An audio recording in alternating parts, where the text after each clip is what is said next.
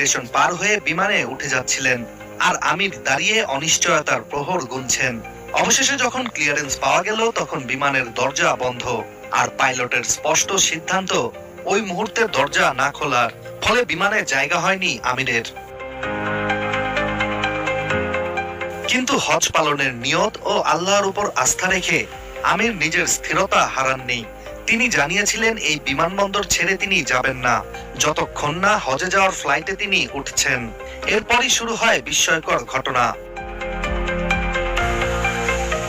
আমিরকে রেখেই চলে যাওয়া বিমানটিতে যান্ত্রিক ত্রুটি দেখা দিলে ফিরে আসতে বাধ্য হয় সেটি। বিমানটি অবতরণ করার পর ত্রুটি মেরামতের কাজ চলাকালীন সময়েও আমিরকে সুযোগ দেয়া হয়নি বিমানে ওঠার। পরে আবারও আমিরকে রেখেই উড়ে যায় বিমানটি। কিন্তু অলৌকিক কিংবা রহস্যজনক ভাবে দ্বিতীয়বারও সমস্যা দেখা দেয় সেই বিমানে। নেমে আসতে বাধ্য হয় বিমানবন্দর